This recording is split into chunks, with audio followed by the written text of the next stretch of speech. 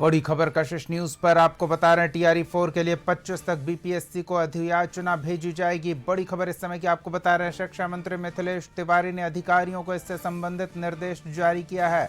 विभागीय कार्य में देरी बर्दाश्त नहीं की जाएगी, तय समय में पूरा करें काम, अधिकारियों को स्पष्ट निर्देश है शिक्षा मंत्री का। जनता के आवेदनों का 30 कार्य दिवस के भीतर ही निष्पादन भी करना सुनिश्चित करें अधिकारी। बड़ी खबर इस समय की आपको बता रहे हैं।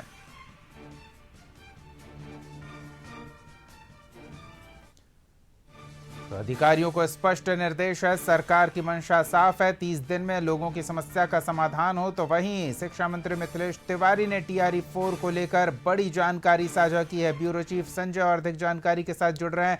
संजय, टीआरई 4 को लेकर शिक्षा मंत्री की ओर से कुछ स्पष्टीकरण आया है, पूरी जानकारी चाहेंगे आपसे। जी बिल्कुल दीपक, देखिए बिहार में शिक्षक भर्ती की चौथी चरण प्रक्रिया को लेकर शिक्षा विभाग ने एक बड़ा फैसला ले लिया है। शिक्षा मंत्री मिथिलेश तिवारी ने अधिकारियों को स्पष्ट निर्देश आज जारी किया है और कहा है कि 25 जुलाई तक टीआरई 4 की अधियाचना बिहार लोक सेवा आयोग को हर हाल में भेज दी जाए। अधियाचना वह आधिकारिक प्रस्ताव होता है जिसमें शिक्षा विभाग बीपीएससी को बताता है कि किस विषय, किस श्रेणी और किस जिले में कितने शिक्षकों के पद खाली है और उन पर भर्ती कराई जानी है। अब तक विभाग बीपीएससी को अधियाचना नहीं भेजा था, तब तक जाहिर सी बात है जब तक भेजेगा नहीं तब तक प्रक्रिया जो है वो आगे नहीं बढ़ेगी। यानी अधियाचना भेजना टीआरई 4 भर्ती शुरू होने का सबसे महत्वपूर्ण प्रशासनिक चरण है। दीपक, मंगलवार को विभागीय समीक्षा बैठक में मंत्री ने साफ तौर पर कहा है कि इस काम में किसी तरह की देरी बर्दाश्त नहीं की जाएगी। अधिकारियों को समय सीमा का कड़ाई से पालन करने और सभी औपचारिकताएं 25 जुलाई तक पूरी करने के निर्देश दिए गए हैं।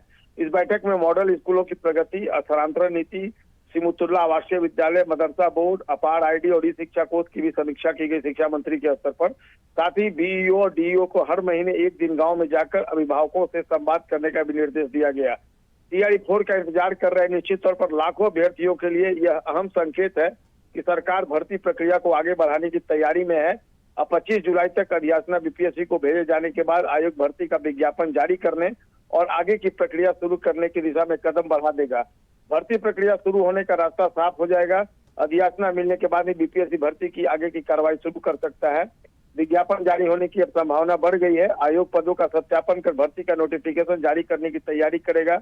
रिक्त पदों की दीपक तस्वीर स्पष्ट होगी, कितने पद किस विषय और किस जिले में भर्ती होगी, इसकी आधिकारिक जानकारी सामने आ जाएगी।